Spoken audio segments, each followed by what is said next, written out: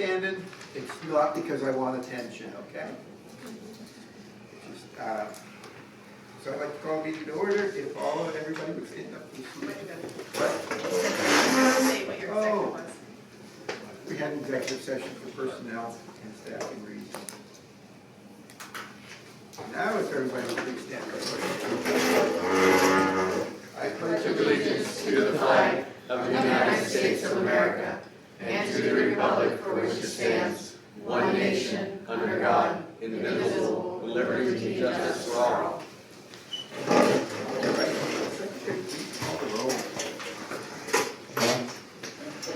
Tony Moscato. Present. Danielle Reed. Here. Marilyn Erickson. Here. Sheila Gusto. Vanessa Bidwell. Here. Sherry Larson. Here. Michael Spate. Here. David Sullivan. Very good, before we do. 1.4, board approval is requested on the meeting agenda as presented with specific stated additions or amendments, if any. So moved. Vanessa? Marilyn? Carmen made second, and a question on the motion. Hearing none, all in favor? Aye. Opposed? Motion carries, so ordered. Item 1.5. Public comments will be heard regarding agenda items that require official action or deliberation. Each person speaking to the board shall state their name, group affiliation if appropriate, municipality of residence, and taxpayer, agenda item that he or she wishes to discuss. All statements shall be directed to me. No public participant may address or question individual board members. Is there anybody present that would like to speak? I would. Yes, ma'am. Courtney Kale, I live here in Borough. And my questions are in regards to the pays you survey that's gonna be reviewed tonight. But my questions that I have is, I wanna say thank you, I appreciate the district's participation in the survey. The survey provides very important information, insight into protective factors, helping students succeed, and the risk factors that may be affecting their well-being, safety, and academic success. I would respectfully ask the district to provide more information about the survey results and the trends that are identified, specifically what strengths you guys are seeing and whereas you are seeing the greatest concerns. I also want to emphasize how important consistent communication and transparency is in building trust with the community, and I also kind of wanted to see how the community can support the community surveys and with a dual purpose to help support. Okay. Thank you. You want to wait until after the presentation? Yeah, Okay. well, we Or just you wanna got, just go we out of just order? got the phase information, so we're still kind of unpacking it all, so I do have stuff to discuss, yeah. Okay, and then see if we can get questions answered, and if not, we'll come back, okay? Very good. Anybody else? No one else? All right, we will move on to item 1.6. Board approval is requested on the minutes of the board meeting of April the 27th as submitted. Mike? Gary? Properly made and seconded. Any question on the motion? Hearing none, all in favor? Opposed? Motion carries, so ordered. Item 1.7 is the student board report, which I have here in front of me. I get to be, am I a junior or a senior? That was only 40 years ago. So the honors induction ceremony is scheduled for Thursday at 1:30. We will be inducting students into the national, junior national, math, Spanish, German, business, science, English, art, and music honor societies, and the FBLA. The junior class completed their mock interviews. Outdoor club students participated in fish stocking on various days, including float stocking with Taylor Gillette from Koya. The outdoor club students are also volunteering at Andrews Farm during field trips with other school districts. Our winning Envirothon team will attend the state competition on May 19th and 20th in Mifflinburg. At the Envirothon, teams of 5 high school students compete in field testing using their knowledge in 5 topic areas: soils and land use, aquatic ecology, forestry, wildlife, and environmental issues. A current environmental issue is chosen each year as the hot topic for the focus of this station, as well as oral presentation component. This year's topic is non-point source pollution, and our team is working hard to complete their 20-minute presentation. Students moving on to states are Julius Gordon, Zeb Pearson, Mitchell Cobb, Easton Johnson, and Fletcher Moy. A huge thank you to the Conservation District and Koya who are sponsoring our team. Mrs. Sager and Mrs. Bash are holding an informational meeting this month to gauge student interest in mock trial backup for the 26-27 school year. A mock trial is a simulated legal proceeding used for educational training, competitive tournaments, or to test trial theories by attorneys. It involves participants acting as lawyers and witnesses, presenting arguments on a fictitious case to a judge and jury, often focusing on evidentiary rules and witness examination. Chief Science Officers traveled to the PA Wilds Media Lab and came last week to share the results of this year's action plan. Our environmental group worked with Woodland Administration to update the elementary greenhouse, and our STEM group has led weekly activities for the high school junior high group, as well as organizing 2 field trips for the current group and 6th grade potential members. Our Chief Science Officers students met with other Chief Science Officers from across the IU9 to discuss achievements and challenges they faced this year. Skylar Stevens, Jacob Colby, Ava Hilfiger, Abby Olivet, and Kaylee Dixon attended for the day. Caleb Burlingame is also a member but was ill. The 2026 Elk Cameron Special Olympics track and field event was held on May the 8th at the high school track. St. Mary's area schools, Ridgeway, Johnsonburg, and local adult athletes participated in this event. The event opened with representatives from each school walking in, followed by their local police departments, including PSP and Point Borough, the Sheriff's Office, who brought in the opening ceremony torch. Team Cameron County was represented by 24 students. Cameron County High School students volunteered to spend the day running the events and budding up with other athletes. In total, 26 students helped run the events, and 20 students were buddies. 13 groups of community members came together to form the Olympic Village, which was filled with lots of activities and games for the athletes, including yard games, face painting, bubbles, pom-poms, balloon animals, and much more. Our students who participated designed this year's t-shirt. It features the phrase, "Don't tell me I can't," in bubble letters with all our athletes from Team Cameron County who participated adding their own touch in these letters. These shirts were worn by each participant, buddy, helper, and adult during the event. What an amazing way to showcase our school. It was an amazing day filled with laughs, cheers, and friendly competition. The softball team has 3 games left in the season, 1 game this afternoon against Northern Fodder, and a doubleheader on Tuesday against Galeton. They are 1-8 for the season. Their game against Smethport was an awesome game. The girls pulled it together and played as a team. Bats were swinging and girls were running. Abby Olivet hit, as in the park home hit, and inside the park home run. 4 of their Rams earned the win. Surrendering 24 hits, 18 runs, striking out 3, and walking 1. We had 21 runs on 18 hits, striking out 2, walking 10. It was a great game. They plan to do it again tonight and tomorrow night. Track has 18 athletes that qualified for District 9 meet this Friday. Both varsity teams finished the season with a 9-1 record, with the girls winning the lead as well as placing first at the NTL meet this past Friday. Another school record fell with Ava Hilfiger clearing a height of 8 feet. At the junior high championship meet this past Saturday, we continued our streak with another athlete at the podium. Cole Trumpy finished 6th at the pole vault. That concludes my report. Thank you very much. All right.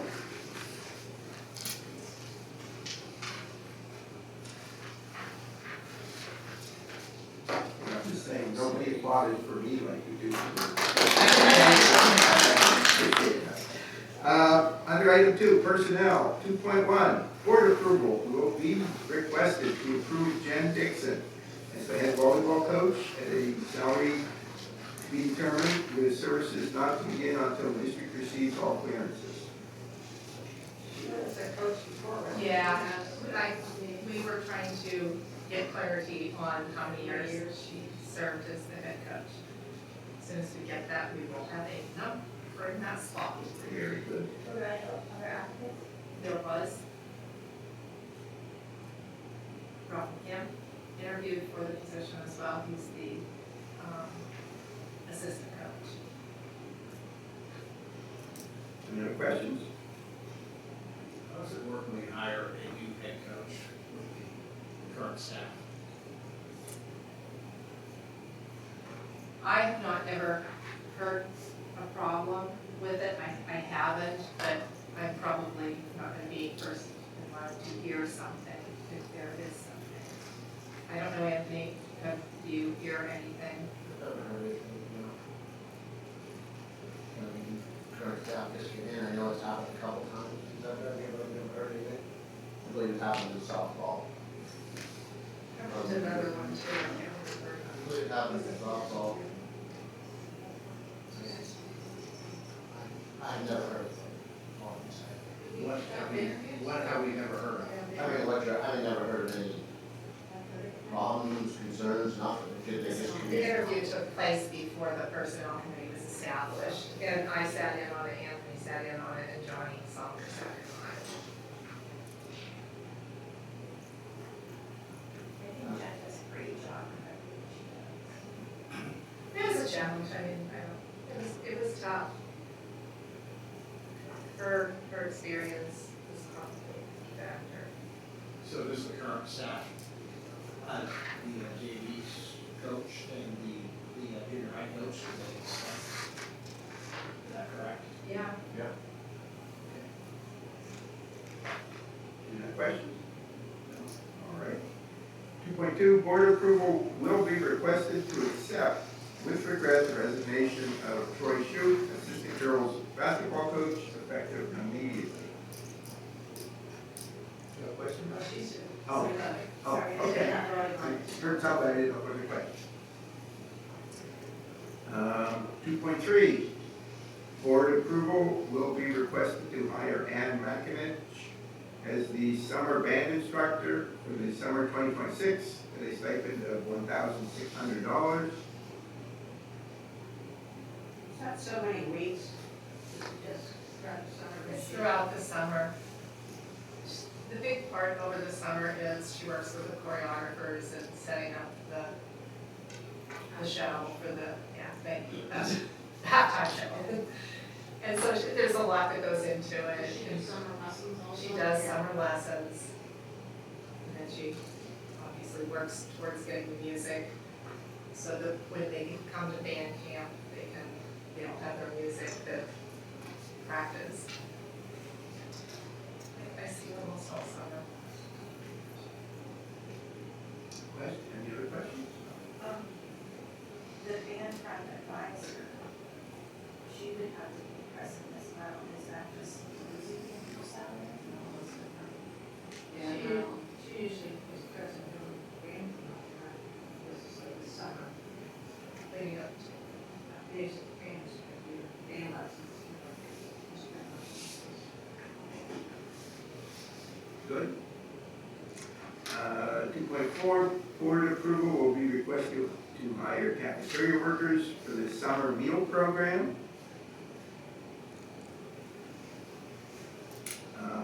There is starting, is that $11 an hour or what do you go? Yeah. That's $11 an hour. No, I missed the number. Okay. Sorry. We don't know maybe that we need or.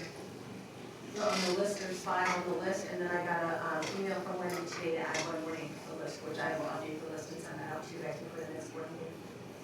And then update it. So that's not something that a nutrition group does. They do it. The nutrition group does it, but since it's summer work, we can use our students or our employees, and then we would pay them. That's something any school district is doing this summer? No. That's the Austrians don't do this.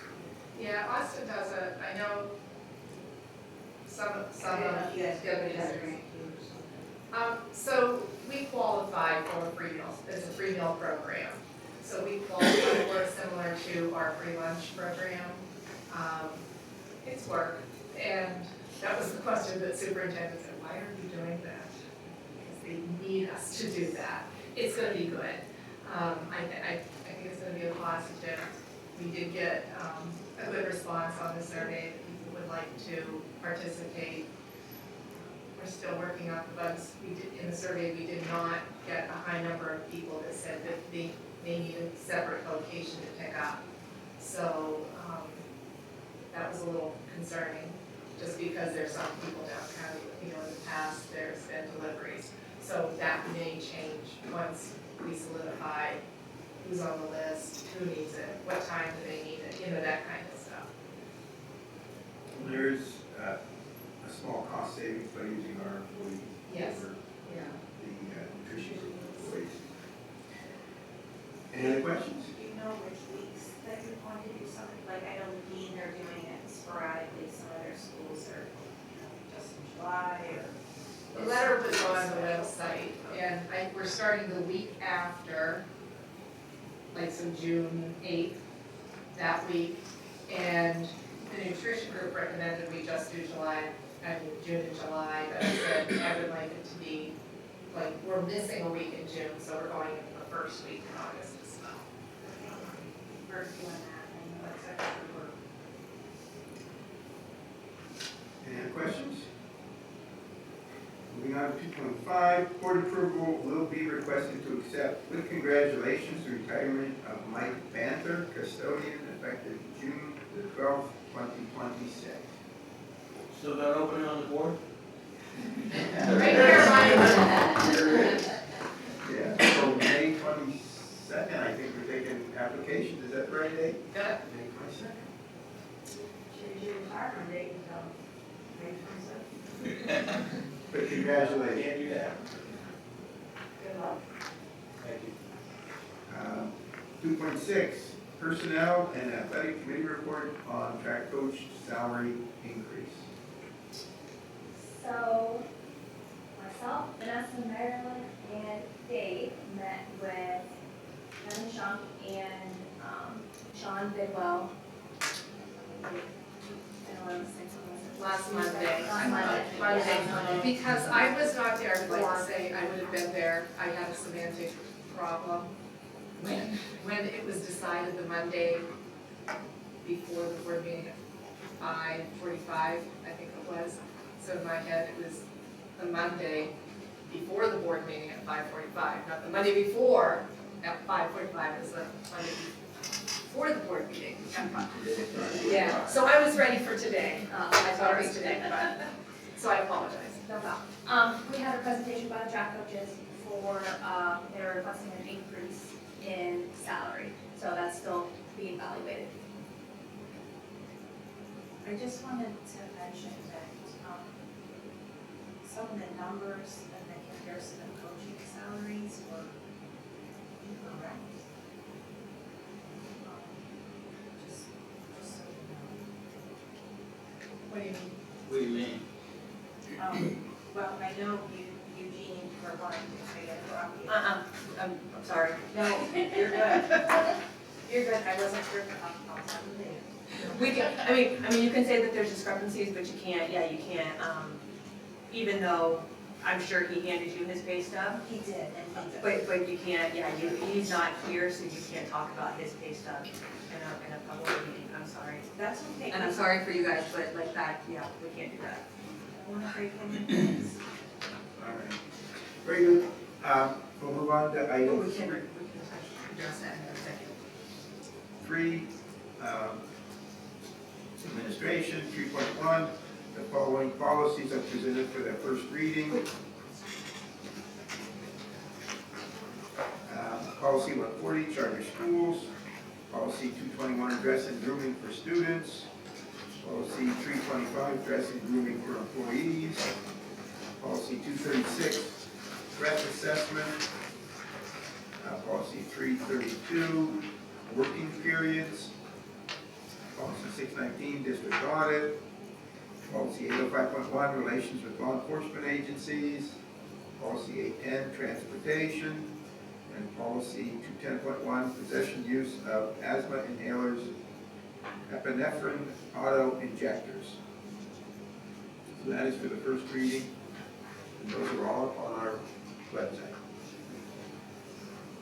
Anybody have any questions on any of them? Okay. 3.2, board approval will be requested to appoint 2 board members as voting delegates to participate in the PSBA Delegate Assembly meeting on Saturday, November 7th at 9 a.m. The assembly will be held fully in person at the Cumberland Valley School District's Mountain View Auditorium. We're looking for volunteers, really. Just thought I'd throw that out. You nominate a new person. Do I know Cumberland Valley School? No.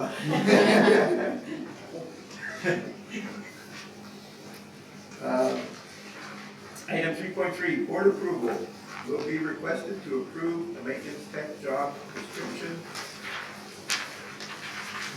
Any question on that?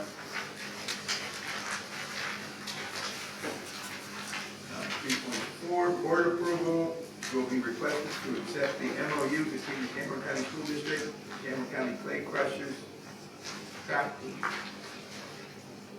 We will not be moving forward with that. The Cameron County Clay Crushers did not want to agree to an agreement, so they opted out.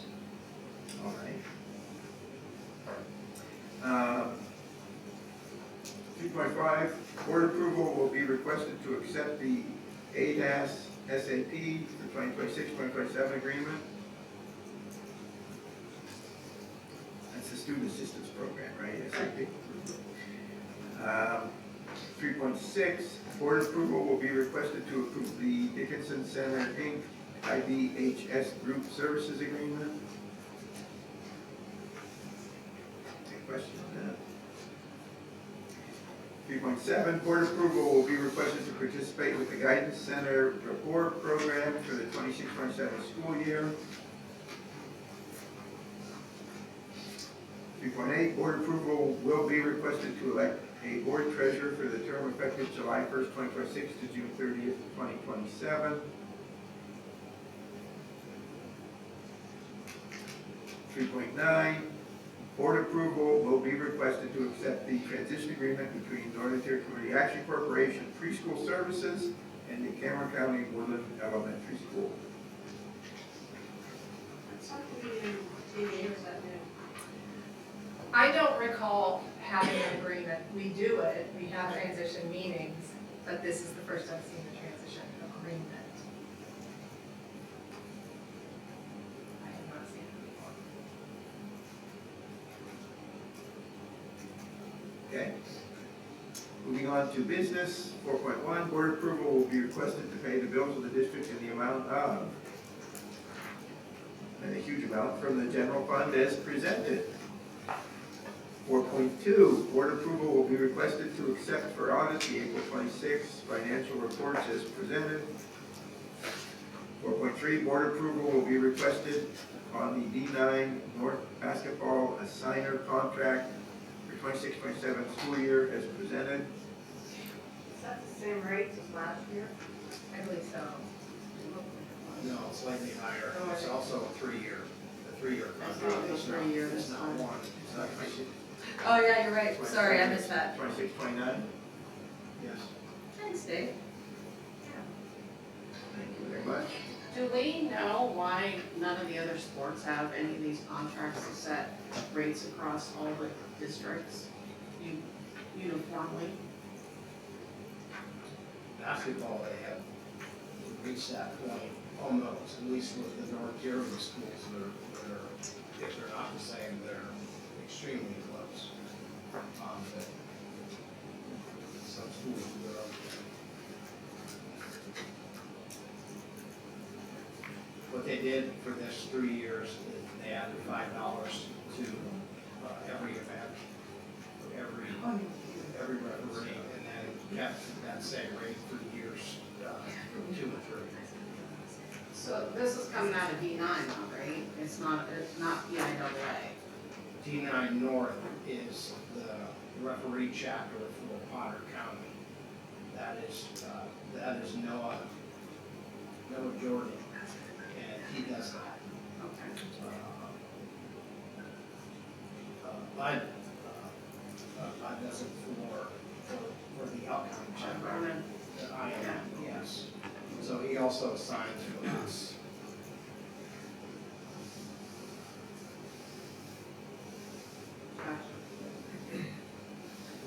Any other questions? The who determines the pay for football, track, baseball, the schools? Individual schools.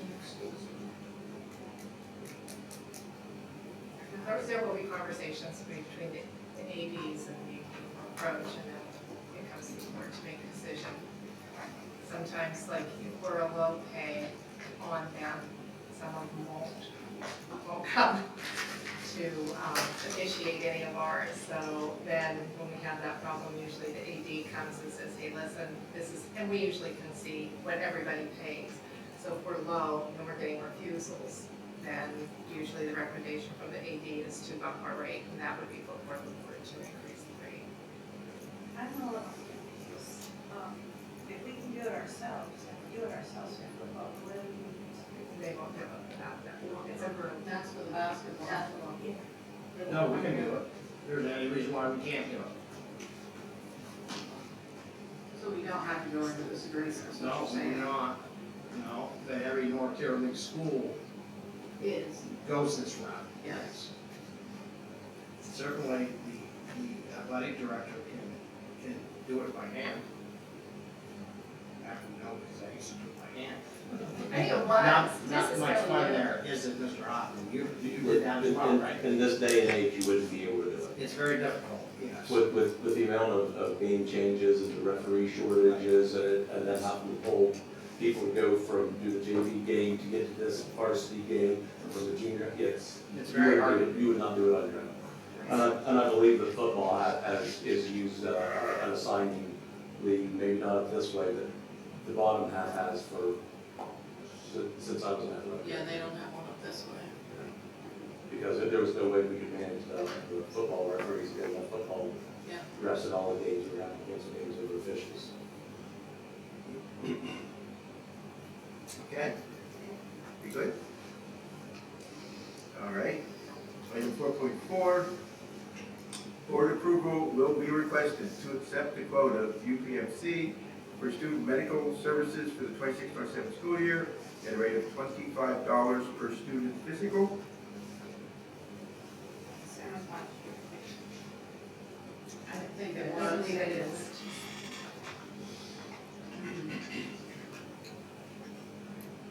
Any other questions? Item 4.5, board approval will be requested to accept the quote of Jason Vinzinski for student dental services for the 26-27 school year at a rate of $30 per student screening as needed.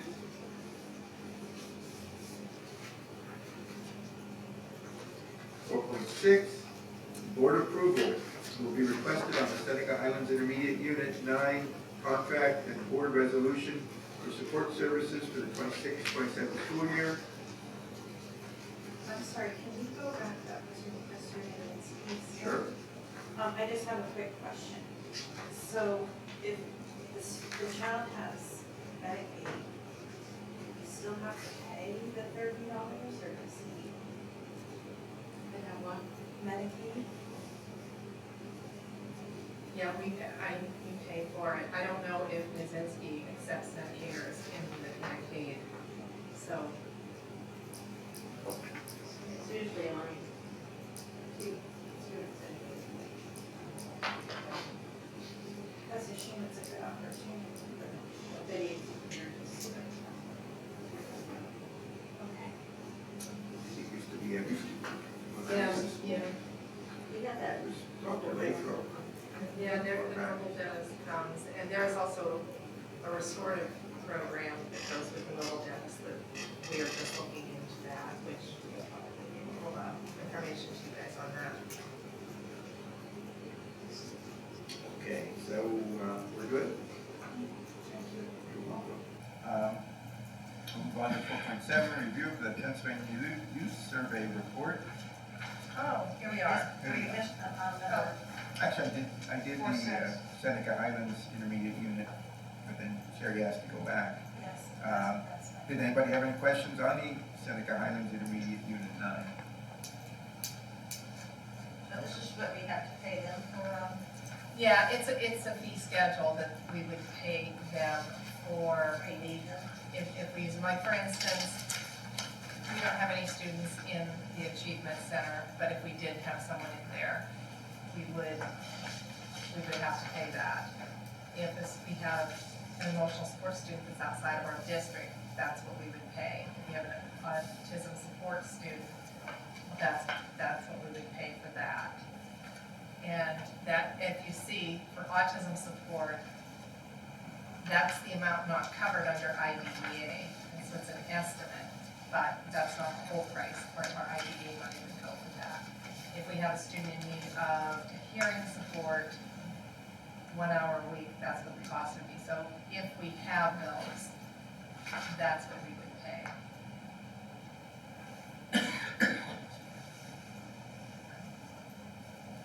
So it's just basically a fee schedule that we're agreeing if we utilize those services, that we would pay that. So what does somebody with parents for, what is it? If someone's deaf or hard of hearing, like they would learn lip reading skills, or they would learn how to attend to things, how to use different devices.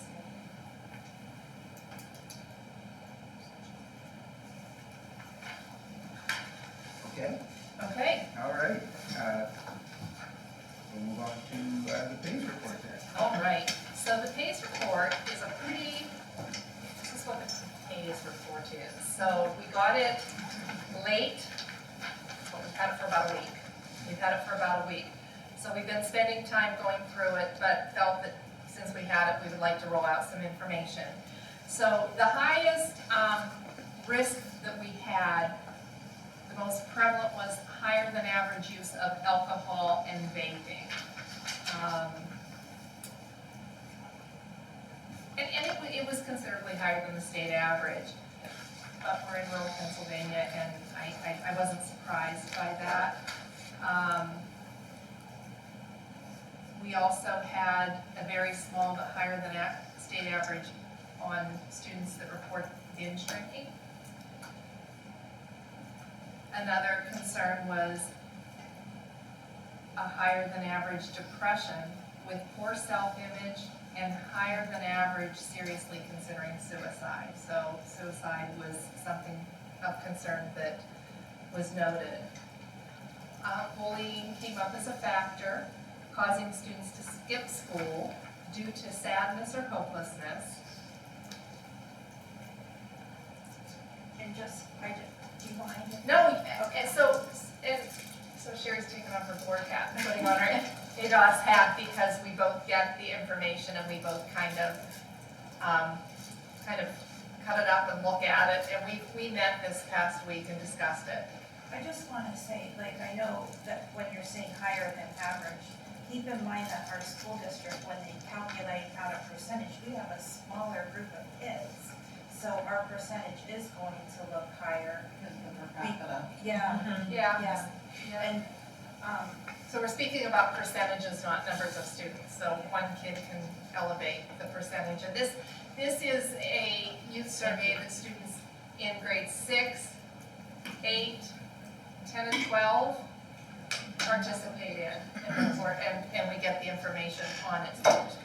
Not all the information was in the report. Sometimes we get follow-up reports. I didn't get anything on the 11th and 12th graders, so this was more of the middle school.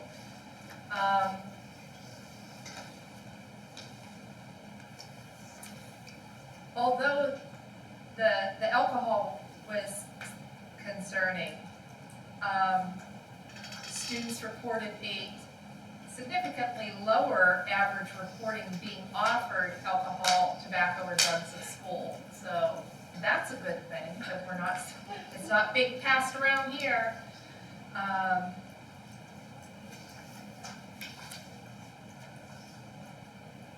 Significantly high, a majority of our students report feeling safe in school.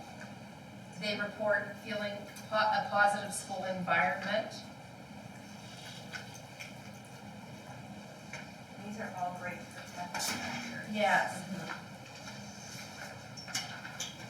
And this was about half the students report that they recognize the value of school, which I was glad to hear that.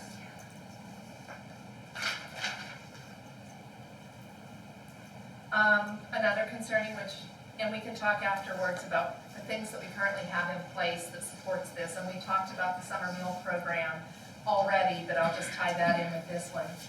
Students stated that they were worried that they would run out of food at home due to money issues. They had skipped meals because their family did not have enough money to buy food. I just get the chills when I read that. The students recognize a personal disapproval of alcohol consumption or use of marijuana. And there's a higher percentage of our kids recognizing that the adults in their life consider it wrong to consume alcohol or marijuana. They feel that their families have clear rules about drug and alcohol use, although they reported personally knowing someone who has gotten high, drunk, used marijuana, or some other drug. Another area that they looked at this year was fairly new was the use of social media, screen time. About a quarter of our students spend more than 4 hours on social media or gaming per day. I'm sorry, how long? More than 4 hours. 4 hours. I'll bet you that's low too, I'll bet you that's not. No, more, could be 8. Could Yeah. I mean, four seems like a low number. Another good reason for the cell phone being restricted. Although our students have a little bit of a higher average of willingness to use alcohol, they do not feel that it would be easy to get their hands on it. They felt that it would be hard to get alcohol. They also felt it would be hard to get a handgun. And the students who have used alcohol or vape products report that they get it from their friends or siblings. What grade was this? 6 and 8, 10 and 12. What was our response? Were they happy? We had 100% participation. Do you mind if I just? Oh, you may interject. Okay, I didn't know if someone interrupt you when you're on a roll there. I just want to say that we had really good cooperation through the school, and that the report is not made public because we're a one school county. And that's why, like, I encourage Mrs. Rego not to share it now. And we actually checked with PCCP, and they gave us guidelines on what we could share, and that's what she's sharing today. But we don't want anything getting out that's identifying a student, and where there's only maybe 45 kids in a grade, if you see a certain amount are using alcohol, it would be like, yeah, I know that thing, I know that thing. And that's not something that is the goal of the PACE at all. It's just, Right. It's just recognizing trends and the purpose of it is for us to be aware of how kids are feeling, what they're thinking, and how we can set our programming to meet the needs, to educate them. Overall mental health students, 80% of our kids, and I will use the percentage on this, felt their mental health is good, which was a wonderful thing. I just wanted to kind of put a little whole frame around that one, because it is something that, and certainly mental health comes and goes, so it was a good day, and it was good to hear that or see that in writing. So that was pretty much, can you think of anything else that jumped out at us? we definitely had a lot of positives. In the risk and protective factor portion, they actually outline it. That's something, like that one particular sheet would be great to share, because then you can see, you know, where we're meeting certain areas. But when we talk about the alcohol and the vaping, that's not uncommon. It's actually, we do the PACE for Cameron, Elk, and McKean, and it's the same across the board. Alcohol and then vaping. And then how we determine programs is that we do a county needs assessment, and I literally have to justify using PACE data that our programs are addressing the needs identified within the school. And I will say kudos to the school because they're very welcoming, they're open to the programs that are addressing these needs, and that's why I feel like we're seeing an improvement in this area. We have a lot of ways to go yet with substance use, but we're making improvements, and that's good. So just to throw out some other things that we have done in the past years, you guys jump in if I'm missing anything. First of all, we do have positive behavior interventions supports in both schools. So they're active, the teachers are active, kids are involved in the PBIS programs. A couple of years ago, we brought Rachel's Challenge, and the kids took off with that. We have talked a little bit about rape nighting and doing some things with Rachel's Challenge. For those of you who may not know, Rachel was, I think she was the very first student shot and killed at the Columbine shooting. And kids remembered her as being a friend to everybody, like across the board. And so her family set up Rachel's Challenge to promote students in school to recognize all the students as friends and to be kind to one another. So we've done some different activities related to that. Like for instance, there's a kindness chain that they did where they each other could write down on a chain, a piece of paper, something that they did was kind, and that would go on. And I think by the end of the year, both schools, we had so many chains, we ran out of space to hang them. They were everywhere. We also have had, every year we have Signs of Suicide, which Dickinson does. John Schlim has been active with suicide with kids, bringing students, which peers tend to be more heard than us adults. So he brings a group of kids from Dutch manufacturing, and they talk to the kids about real issues that they're experiencing and how they're combating them and what they're doing. Then this year they did bullying, thumbs down bullying, everybody knows it. And next year they're planning on bringing thumbs down bullying to the elementary school. We have CSBDH, which is a mental health support service through Dickinson. We have SAP active and support services through SAP. We have LIGHT, which is another supportive program. We are actively seeking to hire our own social worker to provide more mental health because our area is lacking in resources within our community. The agencies that are here that do provide are full, and parents do not have an easy time seeking supports outside of the community just because they work and trying to find the time to get there. So the social worker would be advantageous for our families. We've had programs with our kiddos with safe cyber use. We've had cyberbullying programs. Jump in if you guys have missed anything. I have my list here. I think having Mr. Goodrow in the school helps with kids feeling safe. Yeah.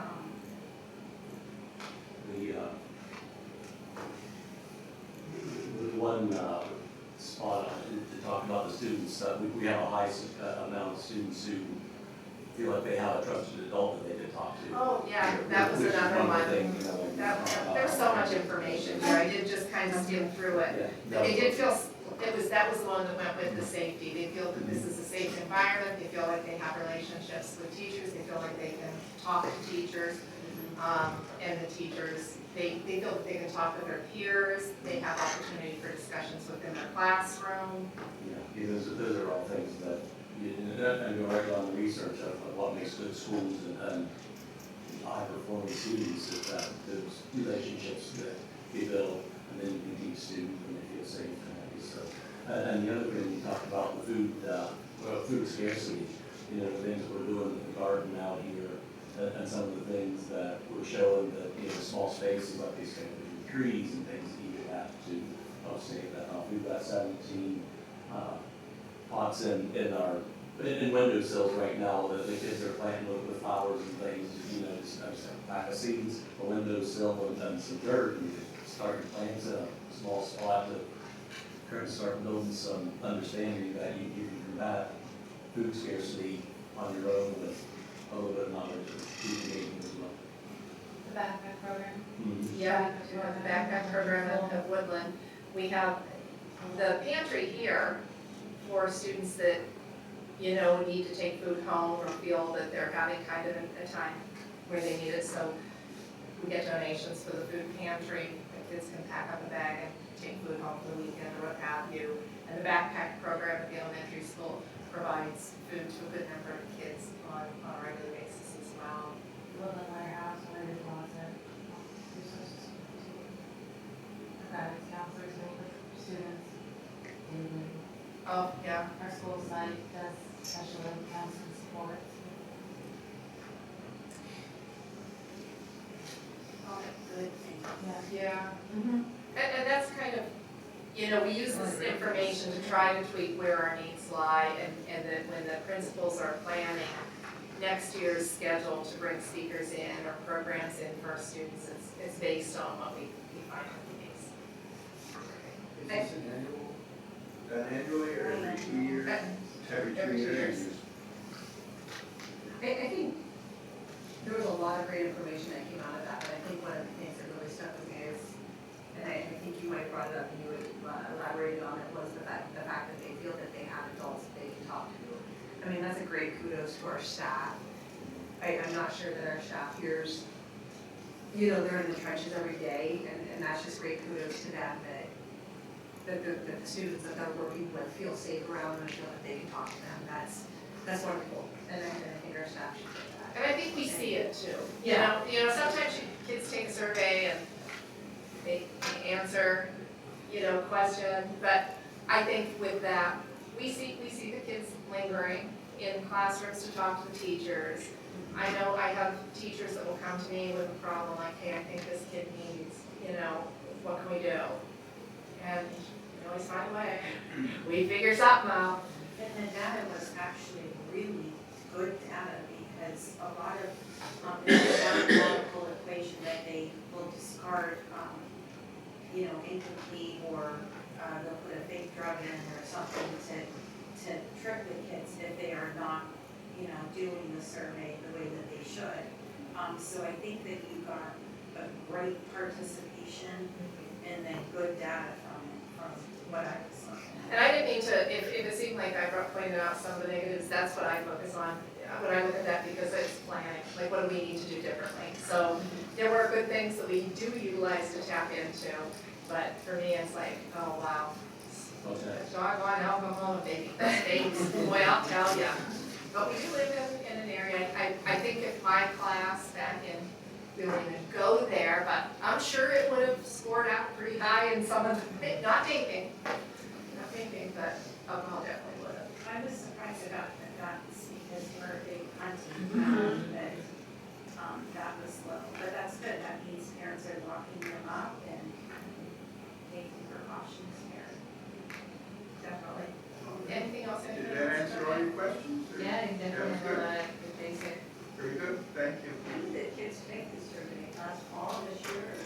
It's actually, they got a good turnaround because it was just done as the. Yeah, we were late. We were late in getting it done. Anthony, do you know what date we had? It's like November. Yeah, I was gonna It's say like it was November. very late. They do that online, is it online? Yeah, it was online. But you had until November, it was. Yeah, I know they we gave- coordinated Yeah, over they the gave outs a and dates really and long stuff. deadline. Yeah. It's usually your staff comes and like that, it's not usually us coming in. So it's a lot of hands off from our staff to make sure that we get good results, because, you know, strangers, kind of that stranger talking about, you know, the importance of it. You know, something different, they're not hearing from the teacher why it's important to fill it out. Sometimes they don't, yeah, there's a teacher telling me, oh, sorry about this, but when they get strangers, sometimes it helps. Yeah, really good participation. Thank you for that. Okay. Let's move on to item 4.7, 26.7 general budget discussion. So the board was given hard copies of the budget.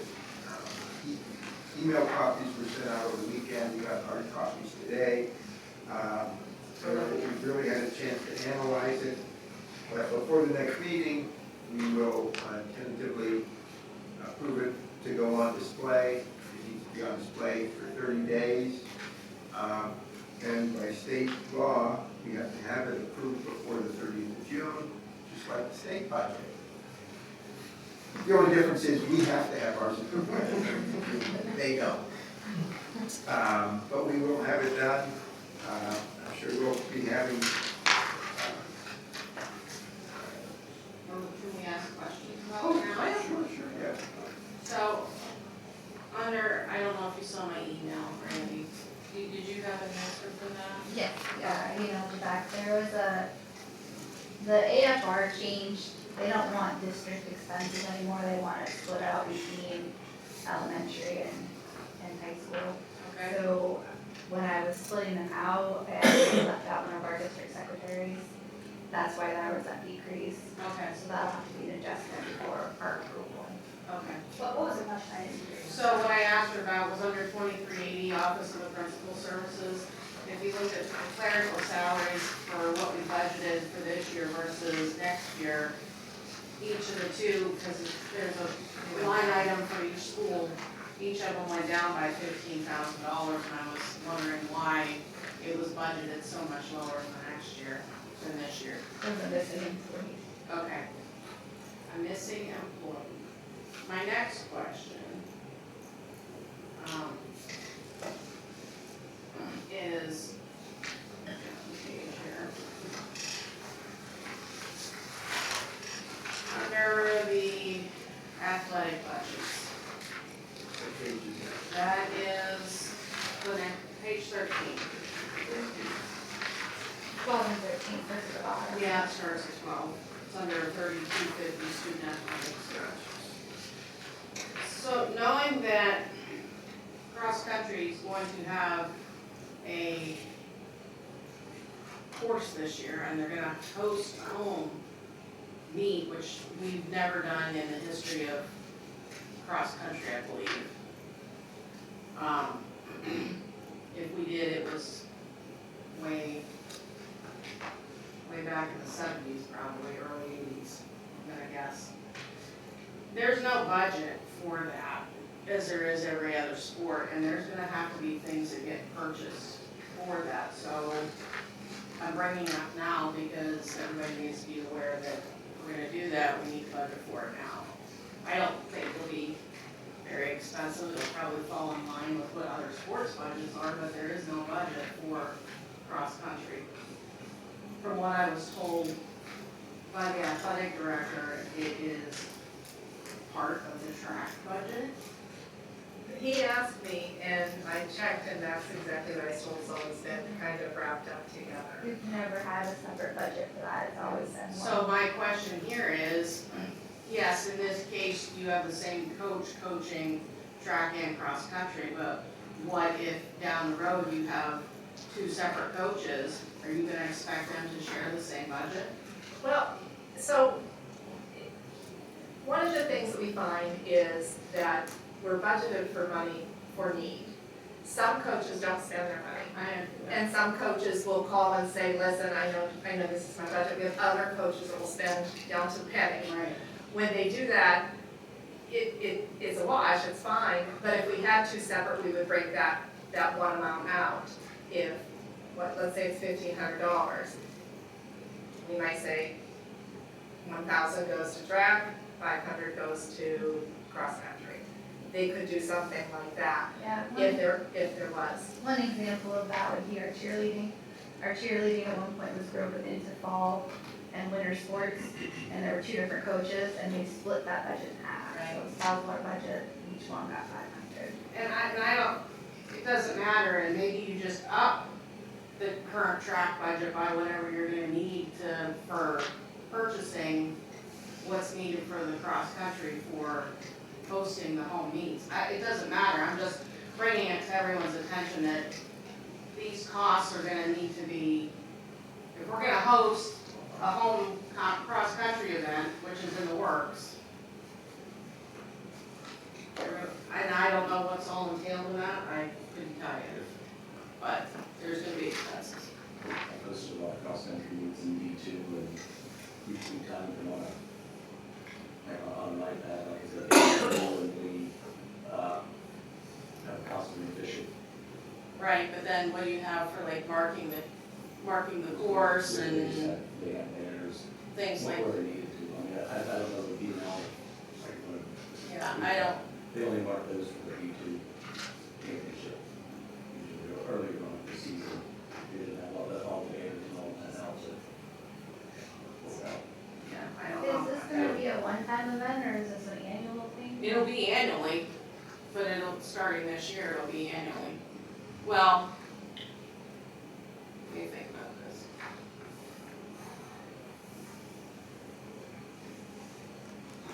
Yes, because no, it would probably be every other year. You'd have to talk with the coach about it. I don't, but I think it would be I'm just used to, we have to travel everywhere, so I would think if we got into having our own course, it would be like every other sport, or like track where you alternate one every other year. No, you gotta correct me on that. No. So they like to get together and have like, maybe like 3 or 4 groups talk to each one, so like, I think like every year we go to basically the same meets. I know some of the people in the area love to go to a new, a fresh meet. Course, yeah. Right, and you take as many teams as, So it could be every year is what you're saying. yeah, a couple times a year. Yeah. Like they're actually surprisingly easy to host. But yeah, but I think like you can correct me if I'm wrong. I think what would be needed is minimal. And once you purchase it, I don't think it would be something that needs to be necessarily replaced on an annual basis. Like again, you'd have to talk with the coach. And I would suggest too, I mean, if it's not budgeted because we don't know, you know, there are people that have needs that exceed, or people that do not have budgeted items that all of a sudden need something. And we look at the budget and we find the money for that specific item more than likely, if it's truly needed. So I would I think if you reached out to them though and kind of got a rough guesstimate of what do you think you're gonna need. Well, I just have a quick question, and I don't want to interrupt Ben because we're talking about that, but, I got a couple questions. One is, does every sport spend their budget every year? No. Okay, and then my second question is, when we're talking about sharing, and I understand that we're hosting a match and we have to share, but like we have boys basketball that's got the same budget as track, but that's JV, junior high, and varsity, so that's kind of split amongst 3 sets, and the same would be with girls basketball. But yes, they have a girls and boys, and in track, you've got boys and girls lumped together, and you've got junior high lumped in there also. I understand that, but I'm just saying that the sports across the board are sharing, and where I understand that track is hosting its first meet, the cross country's hosting its first meet, there's budget constraints. I mean, we'll just have to see where the budget falls, and we might have to share. Do you think it would be more than $1,500, what they would need? I don't think it would be more than, I don't know, I can't say again, but I can't imagine, it would probably fall between 500 and 1,000, which would be under what, I did coach in the cross country in the past, when we would have meets, we simply just draw a line with just line painted on the Right. ground, and they follow the line. We already have the paint, but they give awards out at each. none of the donations. Not as a domain, we don't give a domain just like any domain. It's just like anything else, I hosted lots of them, and I hosted the district championships in Ridgeway. On our course, we simply, when we had a regular meet, we simply would draw a white line on the ground, and the kids follow the white line. That's what we did.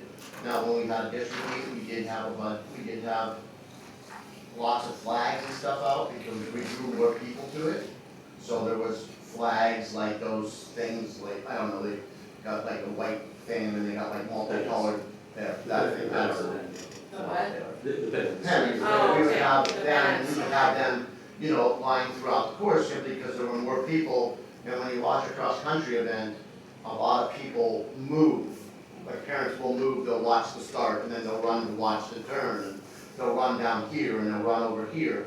So in order to keep them out of the kids' way, because there was a lot of people at that, then we would fence some of that off. But for a dual meet, which you had nothing, none of that was out. It simply was, we took the paint can and one of those line things that we have tons of here, I think Mr. Strauss has a few of them. You just put a can of spray paint in there, and you walk a white line and follow the white line. That's kind of what we did. So we already buy the paint, we already have the machines. It would be no cost to the district really to host a dual meet. I mean, and we do not pay, and if we do need an official, that official doesn't come out of that budget. So the official comes out of a separate budget, so. Yeah, I'm not trying to solve it here, I'm just trying to bring it to everybody's awareness. Thank you. May not be some that's accountable. Any other questions on? Yeah. Again? Oh, I'm sorry, may I go ahead? I just thought, because we were in this section, and Sheila might have already just answered this for me, Randy, but the football budget's so high because they have to get recertified. The Pads reconditioning. and- There's a lot of rules and regulations with their equipment and, like their helmets. I think we talked about that a couple meetings ago. It was like $5,000 for 4 It's like helmets. $500 for a helmet. Yeah, we bought 10 of them, so it was like $5,000. They have to have them inspected every year, and they have to have them upgraded and repaired, And I think the Booster Club also puts a little bit of money in helping with that safety equipment too, don't they they? do, Yeah. they do, they do chip in. Thank you. Anyone have a question? Okay, starting on page 1, corrections for Charter Street. Sign up for $598,000. Is that based on numbers, how many students? I'm sorry, I can't hear you. The tuition to charter schools on page 1. 598, is that based on the number of students? How many students is that based on?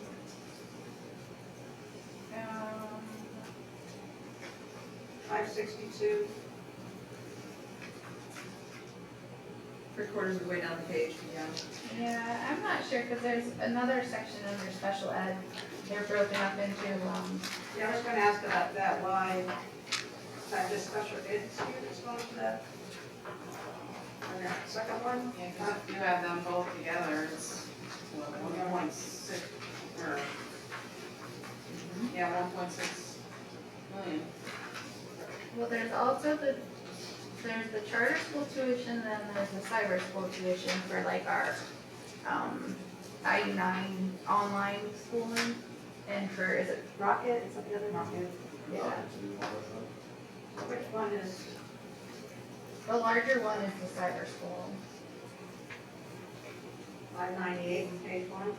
Yes, And the one on page 2, is that gonna be special ed, or is that that's the special ed ones. special ed students that go to cyber school? Yeah. They have an IEP. And underneath special ed, you have $20,000 for special ed books. And then on page 7, underneath special ed, there's another $20,000 for books. Is that for the same program? I don't know.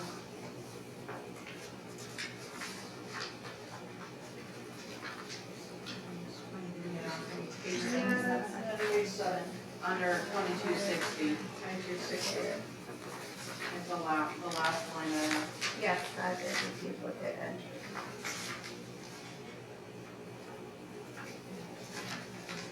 Yeah.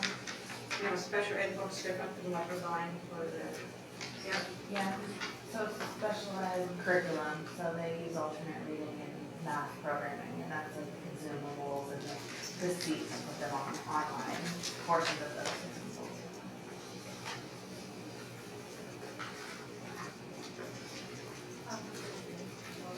I was wondering, the psychological services, if you find a social worker, is that money that, or is that the evaluation. Psychological services are the evaluations. The social worker can't evaluate. It has to be a certified school psychologist that can do like the intelligence testing, the achievement testing, those kind of things. And under, on page 11, 2611, 431, indoor maintenance building, 161,000. And Jeff, can you answer that? What was that again? Repairs and maintenance building, 161,000. Near the bottom. 2611, 431.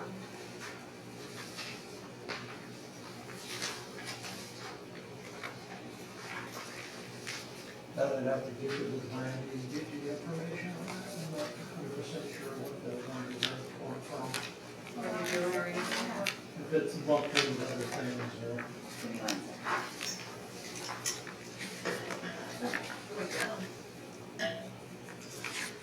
Is there anything that we have to bid out or anything, or?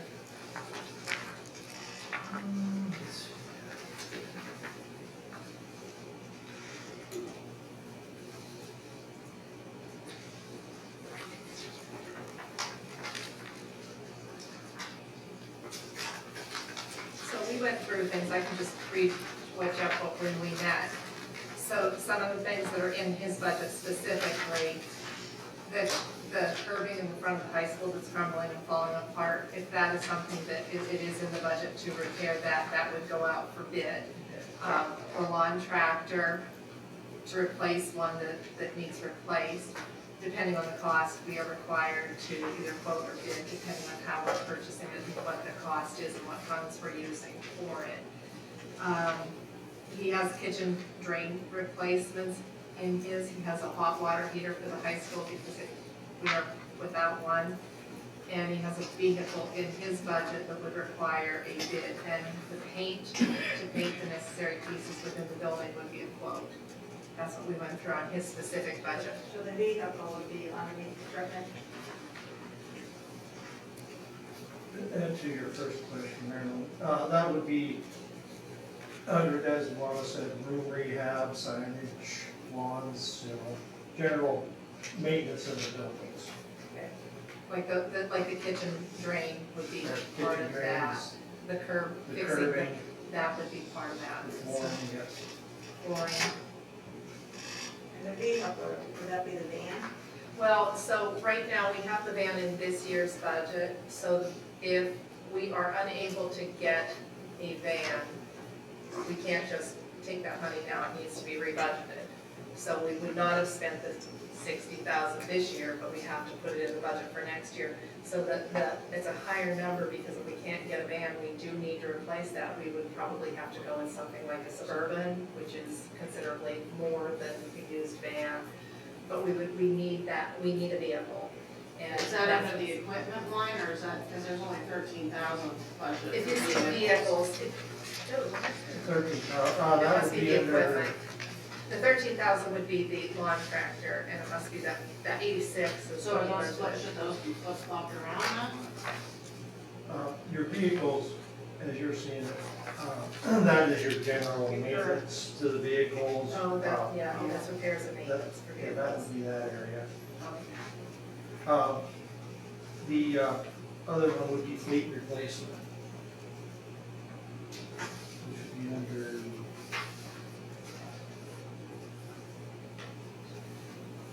new equipment, new replacement equipment. I mean, I mean, the business, have you thought about leasing one?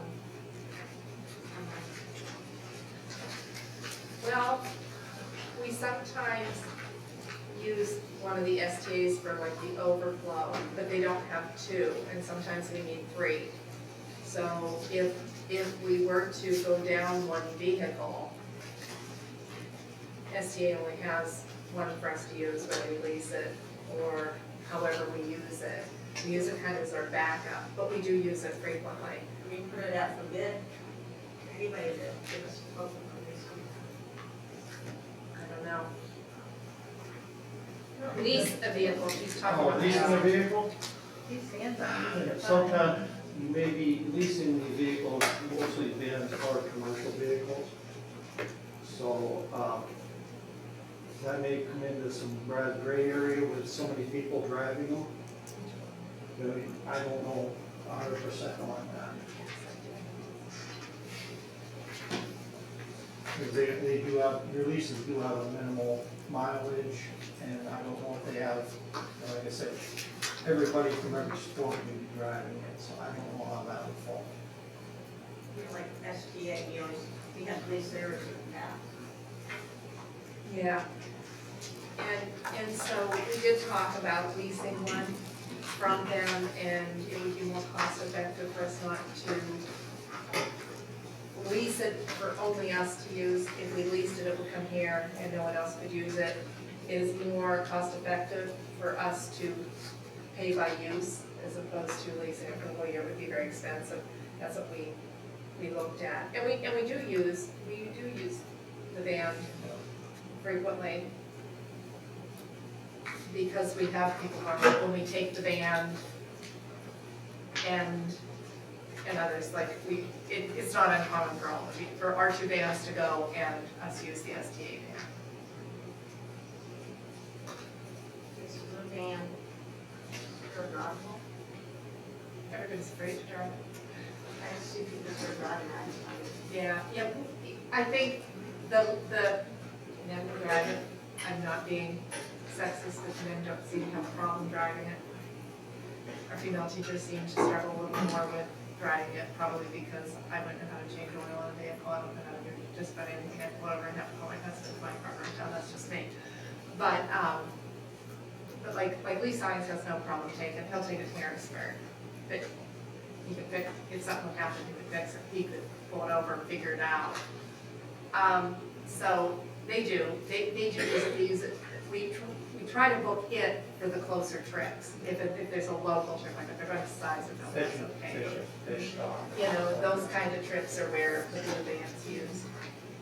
We use the silver van first, and then if we have too far distance and a close, we'll use the ST van.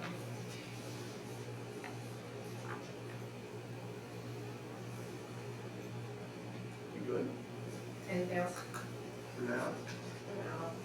Okay. Dr. Downs on the budget. Very good. Did you bring it up right now? Not this year, no.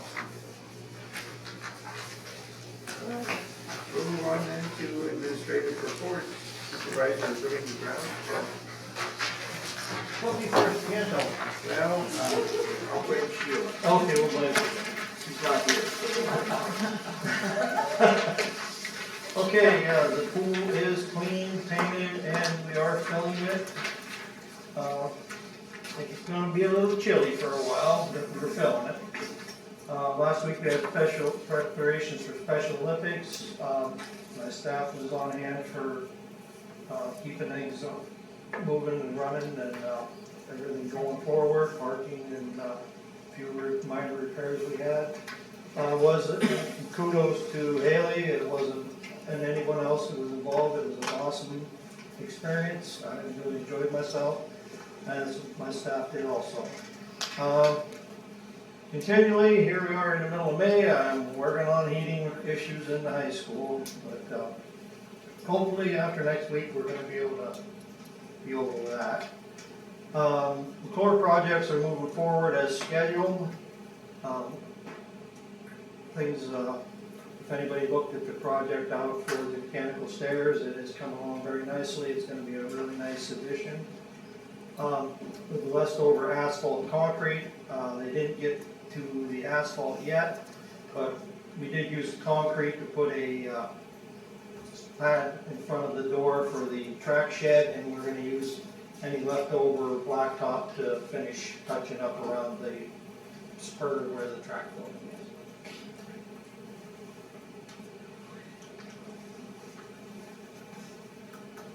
Is that it, Jim? If you've got something, I have nothing. all right. I'm good. Text up here. Right, Could we take a look look. at what it would cost for a sign out front, like we have over in Woodland, which is absolutely beautiful. Right. At least call it, see what it's gonna cost us. The lit one, you mean, pull into the parking lot? Yes, isn't that nice? It is nice. It is very nice, I've tried to find somebody to pay for it, so I have not had any luck. I have asked. Did you ask I've McClure? asked and asked and talked, what? Did you ask McClure? We did not ask McClure. We did not, but I have told him I will be asking him for something because I've seen in other buildings McClure's name, so give me time on that one. But I've talked to other people that considered, but we can get a quote. Yeah, we can get a We can get a quote quote on on the sign. Maybe they didn't anymore. that. Would that be in addition to what's out there or to replace what's out there? Just the middle section right there. That sign was put out there in, this, what was it, dedication for, Yeah. the Wilk family. Yes. Yes. Passed away. We looked at it when, I was working here, we had Northwest, they were going to offer a certain amount. We can keep the base of the sign the same, only replace the white part. Okay. And so the dedication will still be there, and we can automate it basically. So then Northwest backed out at the time. That's as far as I went. I went with Du Bois. Cool. That's cool. Yeah. They're good. Is that who did our sign up? Yeah. I thought so. Yeah, they do a good job. Who has our CDs and our investments? Is that Northwest or is that? No, they're actually through, an investment firm. John Blank all of a sudden. That's like it. No, like it. We might have some leverage there that has, we did it. Yeah, Because they want to give us so much, but we had to take a loan out. Yeah. They'll give us 10,000, but we had to take a $10,000 loan out. Okay, let's move on. And then when we have. You good with that, Dave? Yes, Okay. thank you. You're welcome. Let's move on to business manager, Randy. Still working on the budget, the copy you have tonight is just a draft, there'll be some changes coming, especially in the income section. Still unsure of how the federal money's gonna play out, I'm not sure if we should include the title funds and IDA and some of the other Yeah, ones. some of the federal money they are talking about it being for, we don't know what time frame it's going to be for, but it's a little scary. Pennsylvania's not kind as states go, so we're a little worried about once federal money starts disappearing, where the money's gonna come from. Then consulting with some of the other business managers to see what they're gonna do for their budgets, to get a better feel for what we should do. So there'll be changes, but they should be all in place by our next meeting, so the final copy you'll have to vote on, I'll have all that in. And I just want to iterate, when we vote on it, it's just the preliminary budget, we're not voting on the budget, we're just voting on the preliminary, so it can be On display. on display. And so, Still get changed. it can still get changed, so if you guys still have questions along that budget, we can still ask them for the next 30 days. Let's get it. Well, the public can do it Yep. through June. Randy, I have a question for you about the budget. It's a balanced budget, so if revenue doesn't come in where we think it's gonna come in, what do you do with the expenses, where do you cut? We'll How do have you to make that start decision? shaving some off of, we'll do each department and see where we can cut corners. Luckily, we didn't have to do anything so far, using the numbers from last year, if we do have to cut out some of the revenue, we'll have to cut out some of the budget items. Thank you. Salary and benefits make up about 70% of our budget, so that really limits us to what we can. On the flip side of that coin though, if the title funds do come in because they're not in here, are we going to then add money to the budget, or are we just gonna have like a surplus in our budget? My plan was to add it to the contingency for.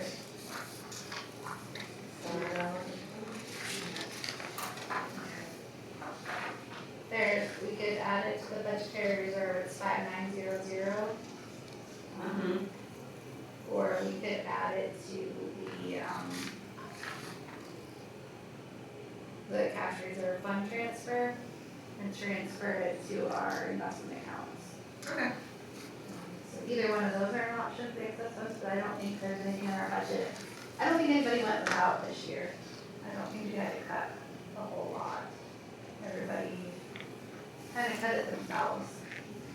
They knew they didn't cut us up. That's true. They saved me the thing. Any other questions? Thank you. Brandy, elementary principal, Tom? So we are done with the PSSA testing, thank goodness. So one of the things that we did to help motivate our students, because they take these tests, and then next fall, they'll get a mailing home that tells parents that they were proficient in they something like that. They don't have a lot of tangibility right there. So a couple years ago, after my first year, that first half a year, I got talking and getting in the dunk tank, and the kids were still talking about it. So I told them I'd bring back the dunk tank and get a cotton candy machine, bring it to the kids who the teachers would vouch for them, that they did put in their best effort, they took the time to take the test, they're using good test taking skills, and we're writing their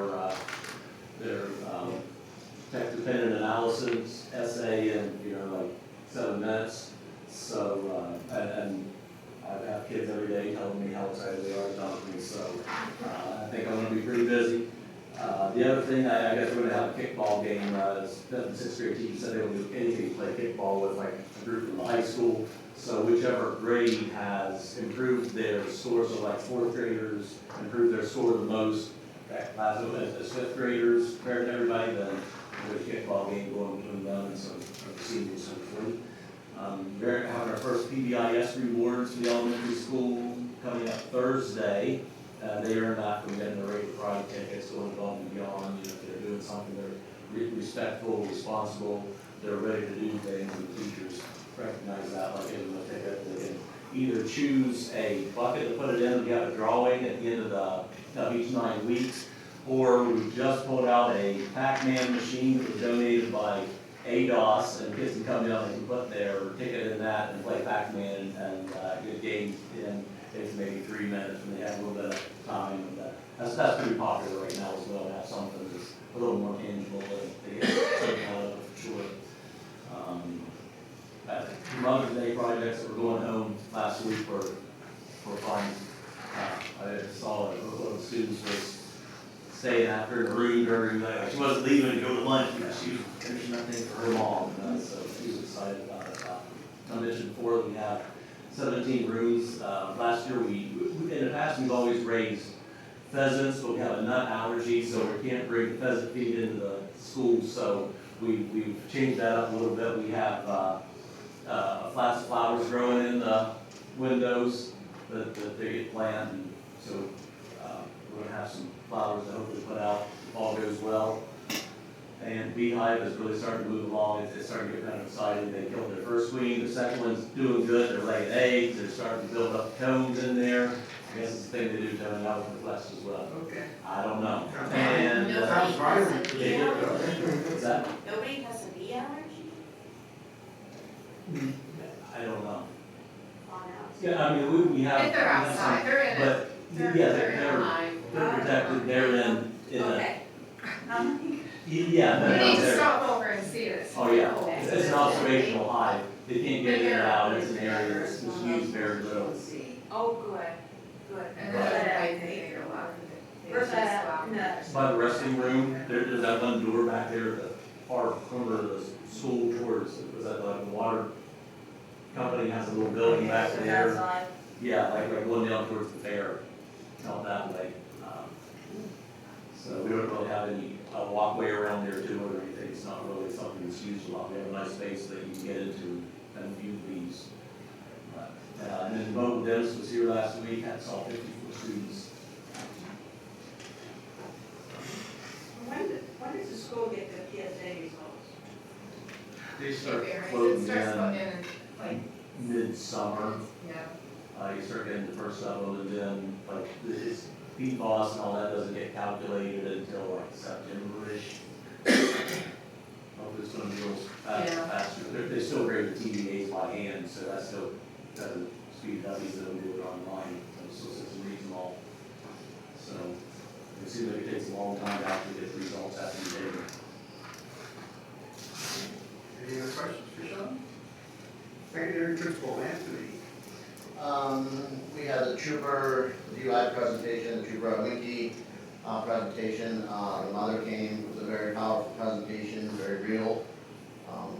We had the thumbs down the bullying event. We had two groups go through, group 7 through 9, and then group 10 to 12. After that presentation, John met with a select group of 8th graders. They had lunch with the Dutch manufacturing students. They sat around and talked about different issues, how they can work to solve those issues. John is going to be giving me a report. Keystone testing is up and running. We had day 1 today in the afternoon. Tomorrow will be day 2 in the morning. Information has been being mailed home about graduation, dress, attire, expectations, talking with seniors, making sure they're getting their grades up, keeping them up, and going to be on stage. And then, just last Friday special, look at those hands down for that special ed department and all that. That was an awesome event. So nice. Very nice. Yeah, it was great to see all the kids and everything. Billy, you did a really great job finding organized. I can't believe it was your first year of, it was very well organized. And the student helpers, they were so sweet. Oh, they were. Our kids are high school kids. Anybody had a good time with it? It was great. The time the kids were interacting and helped run the events and the buddies, it was phenomenal. We had after bring them in. It was 1 o'clock, it's like, We had, no, Yeah, we had kids from Woodland, 5th and 6th grade teachers, and then the 4th grade teachers brought all their students over, and the students made signs and had a cheering. I'm glad it was on us because I cried. Had like a cheering section, and we're cheering the kids' names and held posters up. It was really great. And thank you all. You all were a huge support. Sheila was there. You guys were all there. You were being part of the community. It was really great. Not sure. Nobody has any questions for Anthony? I'm sure he's Go answered. Anthony's thrilled. Take over, Haley. Oh, hold on 1 second. Oh. Go ahead. Last Thursday was Rotary Days, where we took the 9th graders down, businesses. And I just want to say the students were very well behaved, very polite. So he's very proud of them. They were very cool, they snapped the t-shirts on, and it was very cool that day. They didn't plan anything. Our kids are good kids. They were good kids. Very good. Okay, Haley, go ahead. Okay. We went towards New Start School, Mr. UI, and then Julie Anderson, she's the director of special ed Value 9. We went over to the school, got to see the facility, meet the directors there. The teachers kind of get a feel for what they offer. The middle school is touring some of our 6th graders. Marty Cox, our learning support teacher, has identified a group of kids. They're going to come over and work with Miss Sullivan, kind of give them a tour of the building, get acquainted prior to that. And then we have transition meetings for those students with IEPs coming in to the schools to help prep them. That'll be Monday. And then the Special Olympics, obviously, I already talked about that. That was a big highlight for our special ed department this month. This was the first time since 2019 that we had held them here at the school. They were out for the cycle when the track was being repaired or reinstalled, so we weren't able to hold it then. And that was the first time they ever hosted in 2019, so this is our 2nd time ever doing it. We had 24 athletes from both buildings compete. 26 students from the high school helped run the events, and 20 of those other students were buddies, so we had about 50 student volunteers from the high school that helped facilitate that, and like I said, it was amazing. They did a fabulous job of running the events. Those kids were on top of it. The buddies were encouraging the students. It was really heartwarming to see. 2 of our own students led the athlete's oath from the press box. The 5th and 6th graders and 4th graders came over and cheered on their classmates. Our t-shirt this year was designed by the students. The back, I can show you the back of my shirt if you want. It has the "Don't Tell Me I Can't," and the students all drew in the shirt, and it's across all of everybody's shirt. The community was fantastic. We had 13 local businesses, vendors, and sponsors come in and set up the Olympic Village. They did face painting, bubbles, Maryland did balloon animals, that was a hit.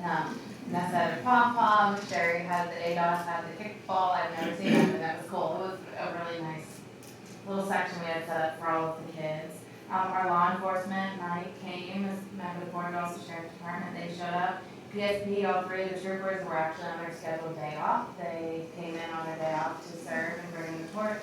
Officer Abbott, he was on an opposite shift and he showed up, so our community really came together to support the Special Olympics. It was great. Two of our students walked in with the officers, and one of the troopers' little boys was our special guest who came in with the officers as well. So it was really great. And thanks, I just want to say thanks to everybody. It was amazing. Board support was great, student support was great, community was great. Thanks. Fantastic. Thank you. Any Yeah. questions? Is it accurate? Yes. All the students got like a little design in there. Congratulations. Thank you. Oh, yeah. There's too cold to wear Friday. Yeah, I know, it was cold. I put on Friday too. Yeah. But the rain held off, it was, Yeah, thankfully. thankfully. I didn't want to risk like delaying it for the next week and then like this Friday being terrible, so it's her chance to day off. Yeah, that's a good It day. was a good day. Okay. Superintendent, fine. So that's a hard act to follow, but I already did paste the survey results. I am definitely going to be working on establishing a parent advisory committee to kick off for the 26-27 school year. That's my plan. Also, one of the things that is a little playing in my head, we used to have a full committee, and it kind of just faded away. And the concern is, right now, our pool deck is going to need to be replaced, and the financial burden is something that the school just cannot sustain. It's going to be well over $100,000. And because it's not a school pool, our school doesn't use it, we don't have classes in it, we don't get money for that. Right now, we pay about $60,000 out of basically the school fund to cover the cost of the school. And annually, what? What's the case in the maintenance and chemicals and testing? Yeah, and that's not the guys that do it, like their salaries not built into. lifeguards and things. Oh, for the lifeguards, not for the crew that does the work, but for the So- lifeguards, yeah. So the concern is, so I did try to get local grant funding, but they would not approve because we get federal money. Hey, you will approve us now that federal money's gone away.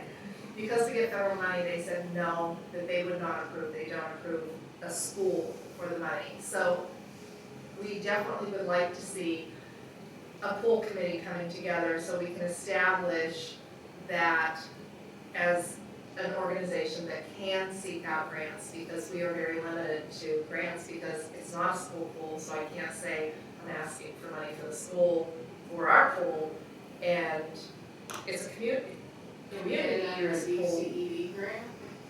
What, we can, but then we would have to pull part of it up. Did you talk with the foundation? I did, and they were the ones who would not fund it because we are a school. Is that Act 13, the commissioners, something like that?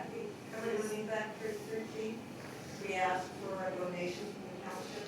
Isn't that for EMTs and there is part that can go towards community, but I'm not, I think it has to be a 501c3, or, yeah. I think you're correct, To yeah. qualify for those funds, and the school would be qualified. And I believe the Mead Foundation did support in some way, or that with any school that is on school grounds, but because it's, Theirs is a community because they have a whole, I know this for a fact, they have a whole community recreation council that oversees all that from the pool. yeah. And Sophie over there, we met and talked about coming up with a plan, and I felt like we were making some, yeah, but then Sophie left me, so. And the rest of us are not interested in trying to work with that, so. Yeah, we talked about it. Yeah, we talked about a lot of things. Yeah. The pickleball court and, yeah, and the rec board was going, we were gonna work together with the rec board and then, She left us. well, yeah, but I also think that she got a new job. But I think like that's, we were just starting, because I think Elise Scrivians was also gonna work with us to do a feasibility study.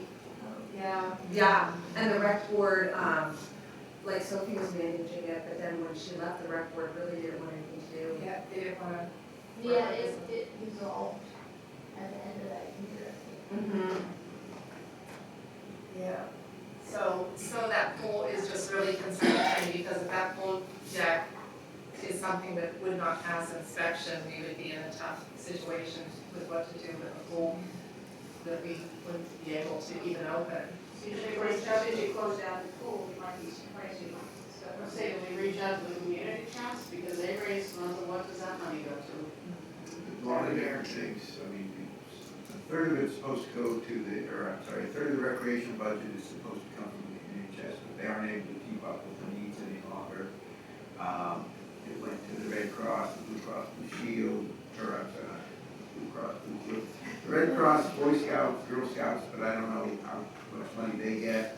Senior centers will get some money, they have a whole slew of different charities, yeah. I just gonna throw this out as a thought, the Important Foundation, we talked to them also, didn't we? Somebody did, I can't I think remember. Jessica did. Yeah, Jessica's, and, yeah, they sent a letter so that they weren't able to help at that time, now, that was a little bit years ago. So I sat down with Jessica and discussed some ideas. One of the ideas that she had was forming a separate foundation. A couple of schools, I guess, in the area have Yes. foundations And that that's- can then accept donations separate from the school. So I think we should pursue that and then try to get that foundation to raise money through perhaps the foundation. You know, any Community grants. organizations, grants, and donations from the community.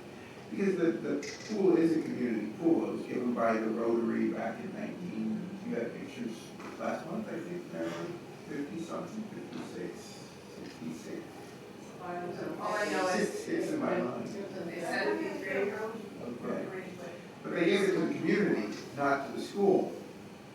So it's a community pool, it just happens to be here. Which is not uncommon, that's not put on Yankees as well. Right. And when, I'm sure back in the 50s when the pool needed something, they just called somebody in Sylvania and they had it. That's the way things work back then. So times have changed, but I think we should maybe pursue looking at the formation of a foundation for the school. And then they get some grants. Is there anything else? I have nothing else. All right, nothing under old business, nothing under new business, nothing informational. Is there a motion to adjourn? Mike? Danielle, properly made, seconded, all in favor? Yes. Oh, you gotta tell. Oh, we are going to have a brief executive session after the meeting for personnel reasons. Our next meeting is May the 26th, it's a Tuesday, because Monday is Memorial Day.